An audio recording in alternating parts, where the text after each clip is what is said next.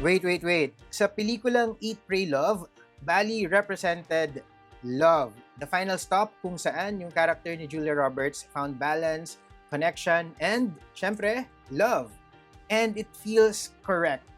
Kasi ang Bali, it has this ability or way of making travelers fall in love. And if feeling mo tinatawag ka ng Bali, you're watching the right video kasi ito ang ating TPT Bali Travel Guide.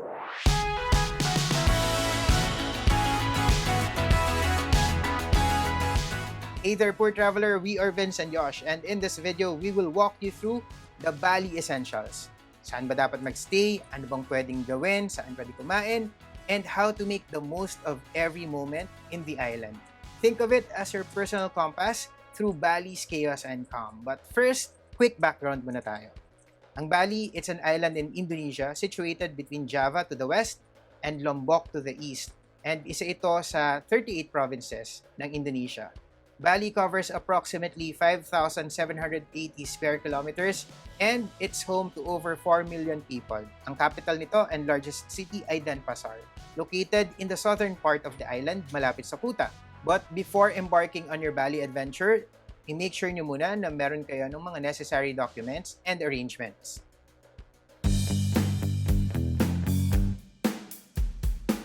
Una, yung passport. Siyempre, dapat valid yan.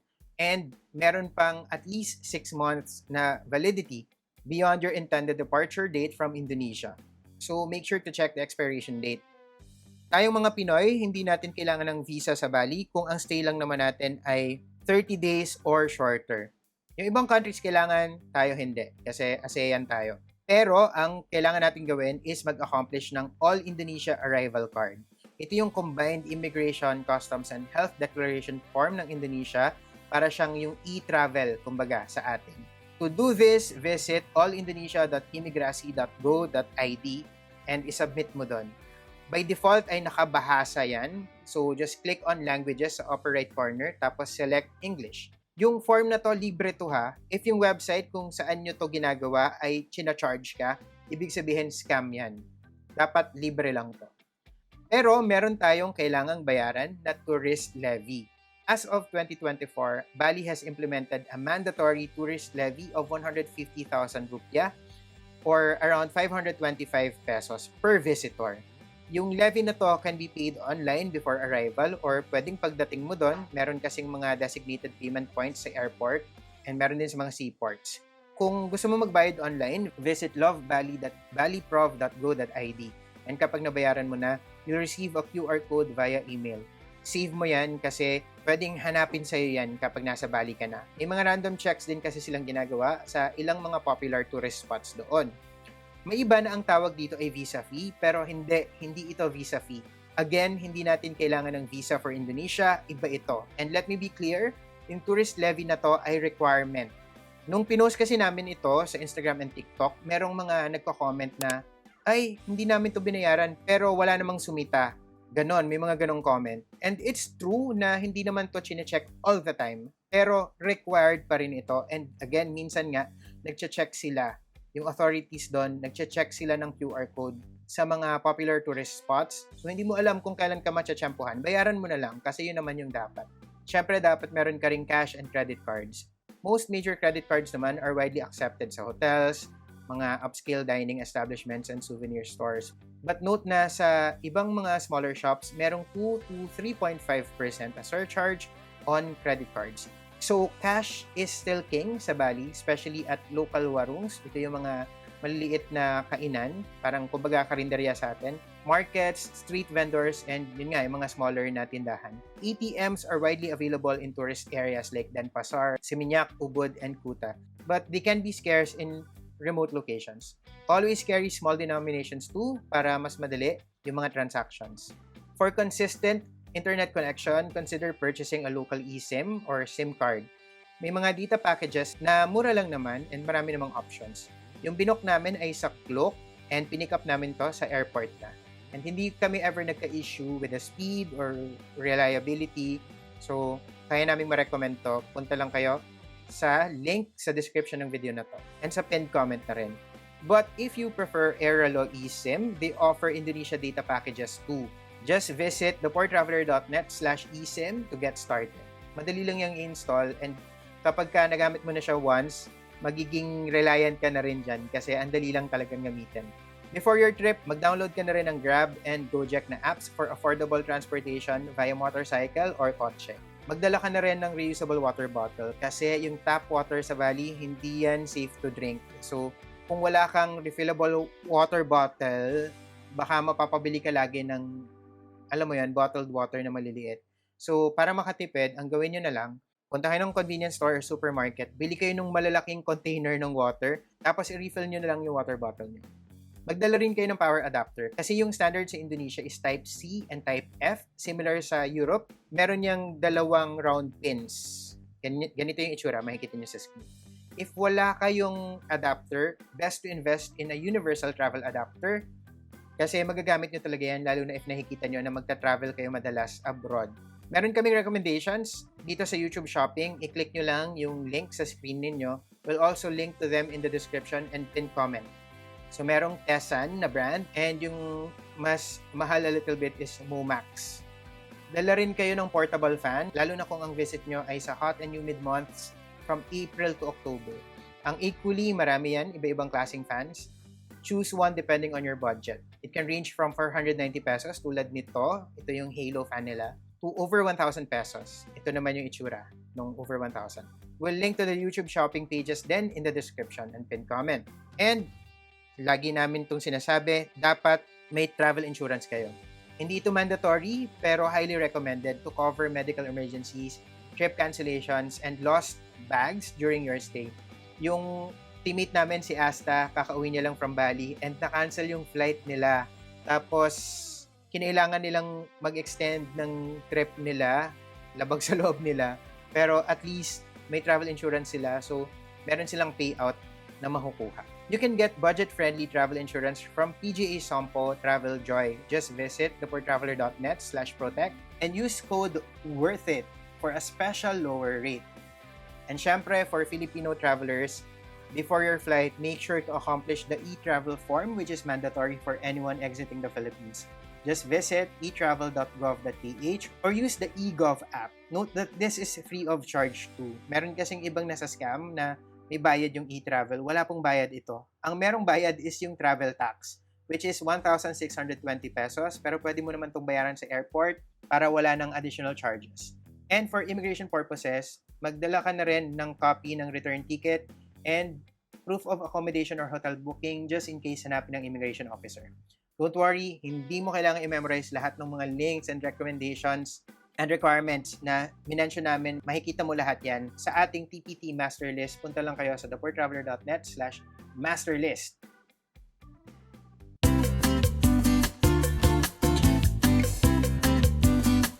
Bali harbors a lot of towns and districts na okay na base for tourists. Depende sa travel style mo and sa budget mo na rin. So, imayin natin. Ito yung mapa ng Bali. Much of the attraction happens here, malapit sa southern edges of the island. Dito mo rin makikita yung Kuta, Seminyak, and Ligian. And the majority of the accommodations, restaurants, cafes, bars, shopping areas, and attractions are located here. Yung airport, malapit din dito. Nandito lang din sa area. This accessibility makes it a popular choice for tourists.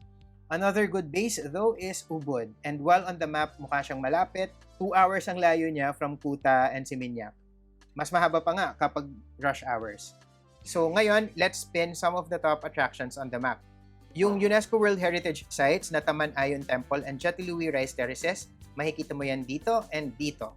The very popular Tirtaganga, Lempuyang Temple, and its Instagrammable Gate of Heaven, dito mo naman yan makikita. And Uluwatu, nasa extreme south yan, right here. Again, yung mga destinations na binabanggit ko, 2 hours apart yan ha. But to make it even more complicated, the incredibly picturesque Nusa Penida is in a separate island pa. Dito naman yan. Hence, the best area to stay depends on the places you want to visit, especially if you only have a few days. Each has its pros and cons. Meron na kaming ginawang separate video discussing this in detail, pero ito yung quick rundown. If you're a backpacker or budget traveler who likes to party and gusto mo na nasa center ka of all the action, sa Kuta ka na lang magstay. It's lively, loud, and loaded with affordable hotels and hostels. And meron din itong bonggang nightlife and easy beach access. Sa Kuta, ang napagstayan ng team natin is itong Anaterra Resort Kuta. Modern mid-range hotel ito, conveniently located just a few minutes from Kuta Beach and malapit din sa mga shopping and nightlife areas. So, meron itong balance ng accessibility and comfort din.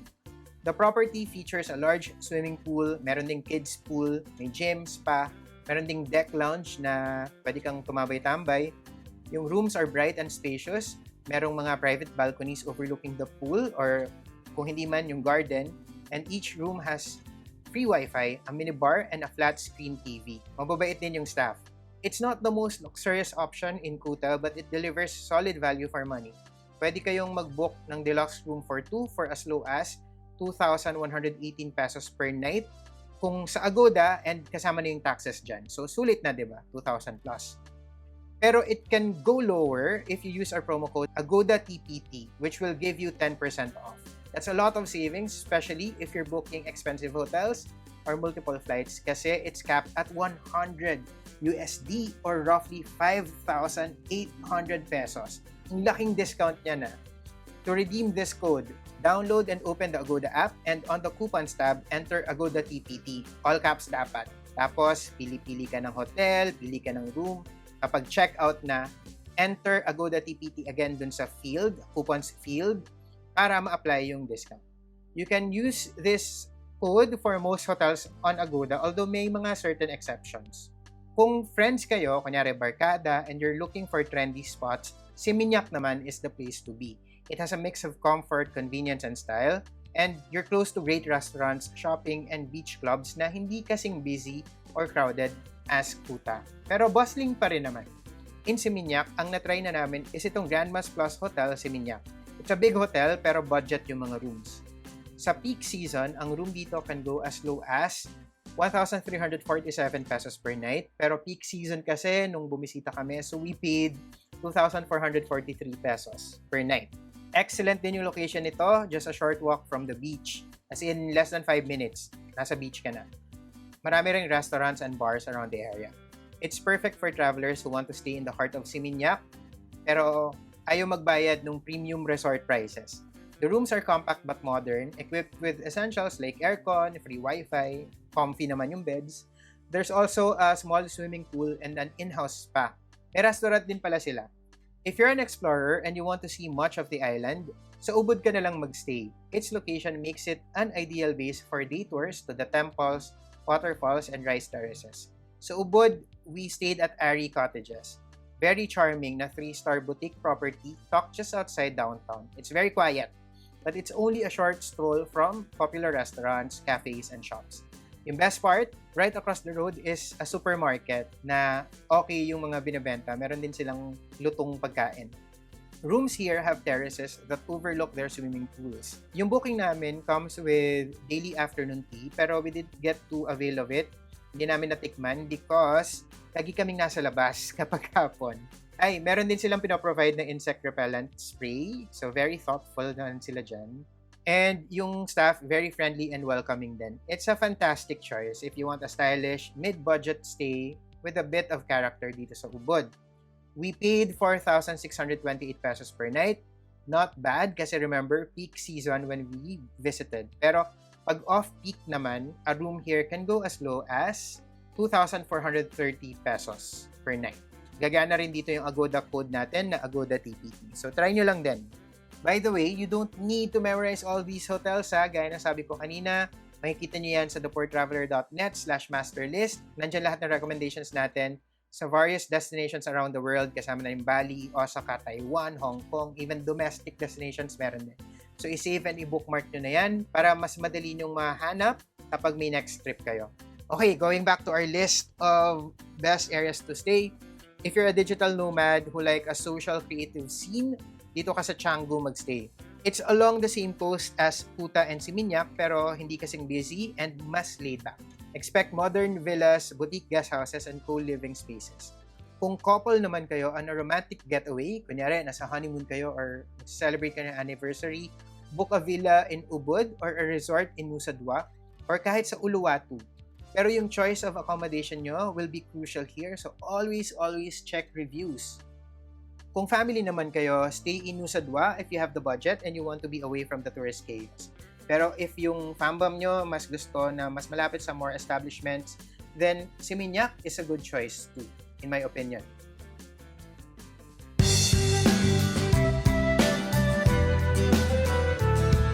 Ang pinaka-gateway to Bali is Ngurah Rai International Airport. Ang code niyan is DPS, also known as Denpasar Airport or Bali Airport. Nasa southern part ito ng island, malapit sa Kuta, and it is one of the busiest in Indonesia, connecting major cities around the world.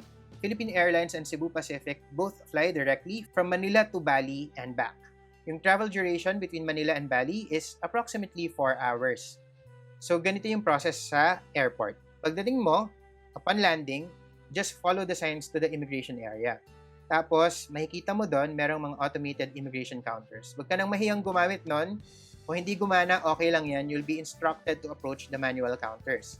Tapos, pag tapos ka na sa immigration, claim your bag sa assigned carousel. And habang may-exit ka, dadaan ka ng customs, di ba? Someone will scan your All Indonesia QR code. Yun yung kaninang form na sinabi ko sa start ng video na to. If for whatever reason, hindi ka pa nakabayad ng tourist levy online, you can also settle the fee sa booth after customs. Malapit yan sa mga SIM card stores. Again, sometimes chine-check nila yung QR code for tourist levy sa mga popular tourist sites. So, parang iwas kahihiyan, make sure na bayaran mo na yan ngayon pa lang.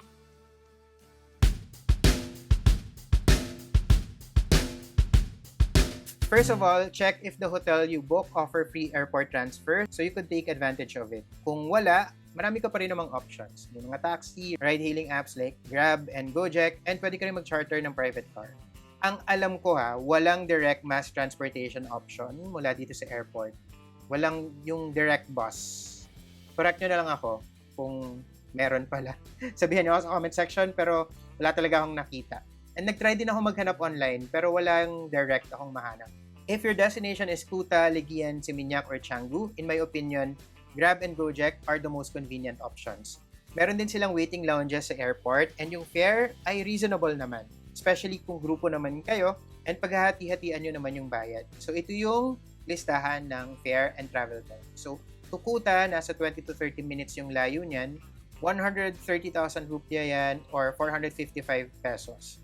To Legian, 475 pesos. Yung Seminyak is 40 to 60 minutes away, 490 pesos naman yan. And ang Canggu naman is 1.5 oras ang layo niyan, 800 pesos, around that much, yung pamasahe. Yung Grab or Gojek, hindi na siya ganon kagandang option pag pa-ubod ka.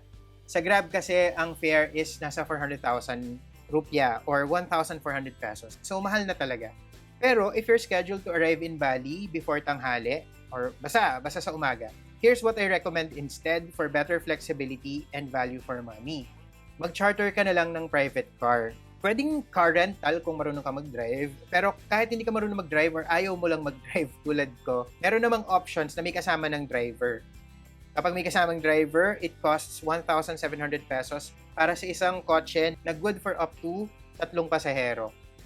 Tapos kung 5 naman kayo, nasa 1,825 pesos. Per car yan so i-divide nyo pa yan amongst yourselves. And good for 6 hours yan. Meron ding option for 10 hours, meron din for 12 hours, makikita nyo sa screen yung presyo. Actually, meron ding for groups of 6, merong groups of 10, 14, 24, 32. Hindi ko na ilalagay dito sa screen kasi hindi na kasya. I-check nyo na lang yung rates sa link sa description or sa pinned comment. Kaya nyo na yan, malalaki na kayo. You can book this on Klook, and for Klook discounts, punta lang kayo sa thepoortraveler.net/Klook or use our promo code thepoortravelerklook. Notice that the 6-hour rate is almost the same as the typical Grab rate. Diba? Kanina sabi ko, 400,000 yung pamasahe. One way mula sa airport papunta sa Ubud. Pero yung private car with driver, 487,000. In pesos, nasa 1.4 yung Grab na one way. Pero kapag nag-rent ka ng car with driver, 1.7. So, just a bit over 300 pesos lang in difference.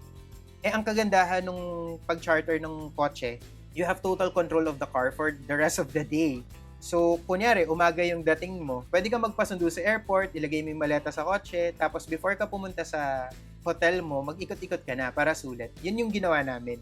Yung driver namin, nung dumating kami, naghihintay na siya sa amin sa may arrivals area. Tapos, nag-start na yung tour right away. Yung first stop namin ay isang kainan sa Sanur na hindi siya madalas kasama sa mga organized tours. Kaya namin siya pinili na dito sa private charter na sasakyan namin pupuntahan. Tapos nag-ikot-ikot kami sa Central Valley and yung mga pinuntahan namin is yung mga usual na hindi rin kasali sa mga tours.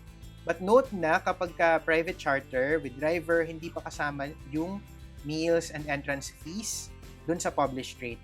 So every attraction, bubunot ka talaga. Car rental lang yung covered ng published rate and hindi pa rin kasama doon yung airport entry or parking fee na 12,000 rupiah lang naman yun or 42 pesos. Per car ha. So, i-divide nyo pa yan.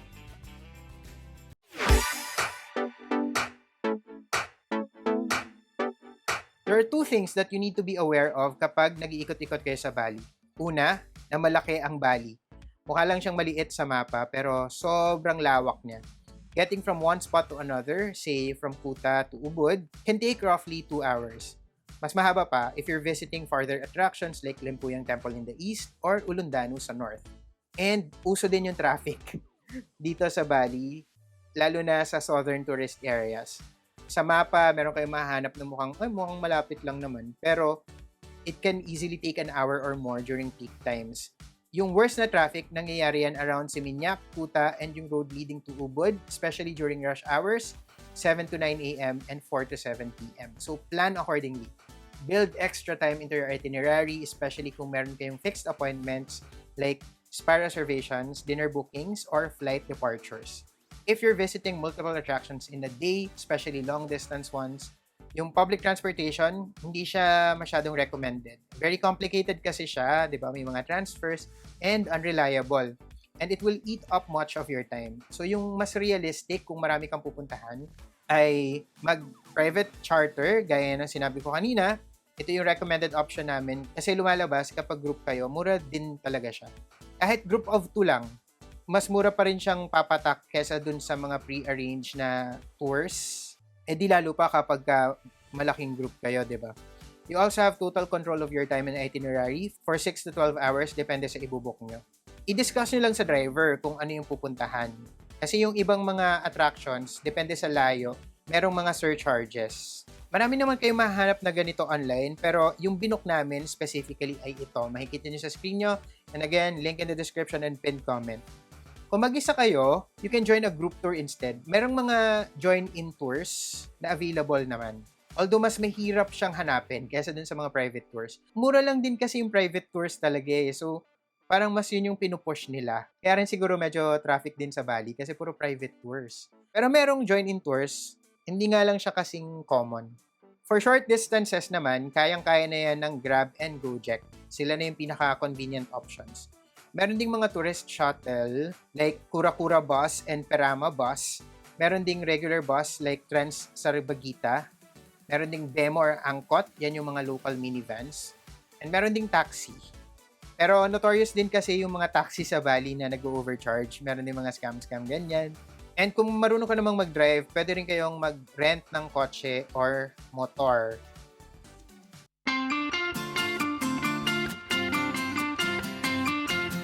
Kailan ba yung best time to visit Bali? All things considered, April, May, June, and September, yan yung best talaga.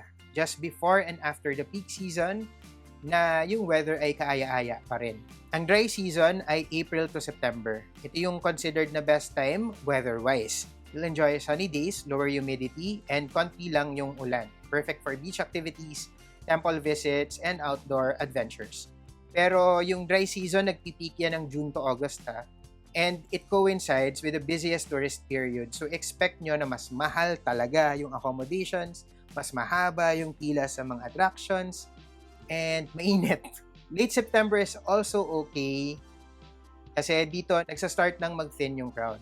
Kung surfer ka naman, yung period na May to September brings consistent swells sa western beaches ng island. So, kasama na dyan yung Canggu, Seminyak, and Uluwatu. Pero dun sa eastern coast, yan yung Sanur and Nusa Dua, better yung surf conditions kapag wet season. Ang wet season is from October to March. So, maulan yan, pero usually kapag hapon. And mas mataas din yung humidity. Although yung mornings are often clear and sunny. Yung ulan kasi dito, typically, they come in short, heavy bursts rather than yung all-day na ambon. Hindi siya ganon. So, it doesn't necessarily ruin your plans. Just be prepared with an umbrella or raincoat. Yung upside, fewer tourists, lower prices, and lusher landscape. December, January, and February see the heaviest rainfall. Yan yung pinakamaulan. Yung transitional months na April to May at saka September to October, yan yung shoulder seasons, sila yung sweet spot. Decent yung weather, fewer yung crowds, and mas reasonable na yung prices. You'll get much of the dry season sunshine without the peak season chaos. In terms of timing, just be aware of the following periods. Una, yung Nyepi or Day of Silence. Usually, pumapatak yan sa March or April. Ito yung Hindu New Year sa island kung saan yung buong Bali nagsha-shutdown siya for 24 hours. And during this time frame, locals and tourists are expected to follow the restrictions such as no working, no lighting of fires, no traveling, no entertainment, bawal din lumabas, sarado yung airport, and even yung mga hotels, nire-require nila yung mga guests nila to stay indoors with minimal noise and lights. Another local holiday to take note of is Galungan and Kuningan, which happens every 210 days. Yung Galungan marks the victory of good over evil, and during this time, yung mga Balinese believe na yung spirits ng ancestors nila bababa from heaven to visit. Yung celebration lasts 10 days and ends with Kuningan. Ito naman yung time na babalik na sa heaven yung mga spirits. While these are unique cultural experiences, it can disrupt travel plans if you don't account for it. Some sites, especially temples, are sarado and yung mga tours minsan nakakancel. So check the exact dates kapag nagpaplano kayo ng trip. Also avoid yung Australian school holidays. Yan yung from late June to mid-July yan, tsaka late September and late December to late January. Pati Chinese New Year, usually late January or early February naman yan. Kasi sobrang crowded ng Bali and ang tataas din ng presyo. As in, peak season talaga yan. Bottom line, for the best overall experience, aim for April to June or September. Kasi dito yung maganda yung weather, manageable yung crowd, and better value for money.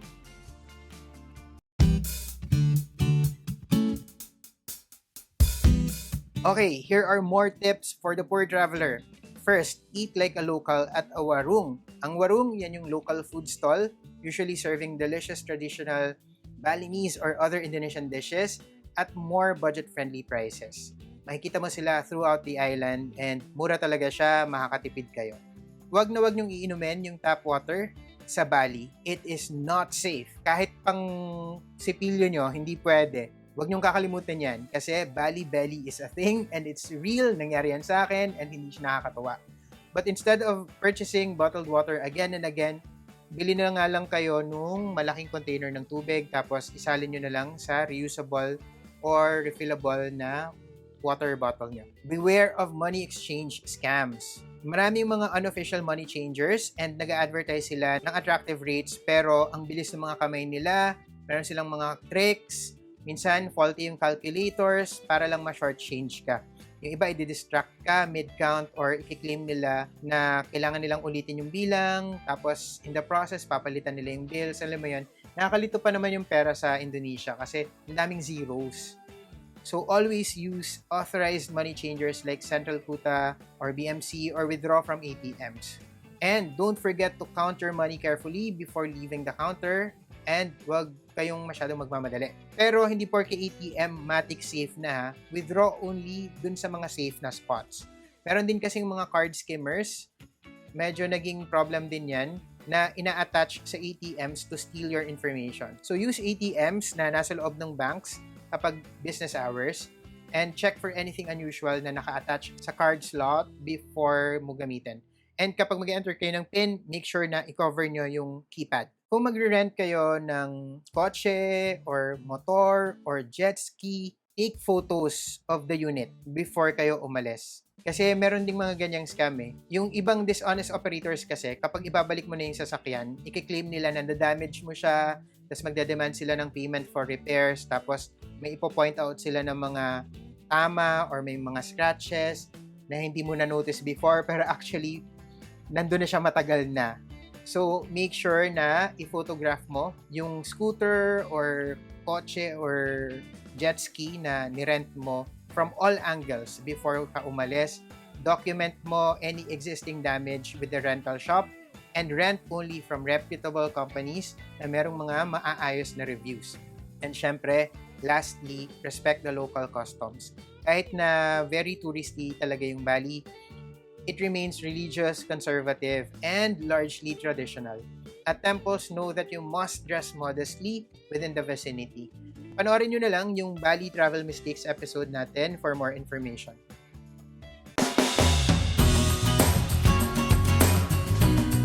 Wait. Ang dami nito. Ang daming pwedeng gawin and makita sa Bali. So, it deserves its own video. We'll be showing you around the island and discuss each tour. And we'll share with you rin a sample Bali itinerary with a detailed breakdown of expenses. So, hindi talaga kasya dito. You don't want to miss that, so be sure na you're subscribed to this channel by tapping the subscribe button and the bell icon next to it. And i-on nyo rin yung notifications para maabisuhan kayo kapag up na yon. If you find this video helpful, please give it a like, share with your friends, and leave a comment. Don't forget to use our promo codes for discounts. And remember, plan smart, travel safe, and make every trip worth it!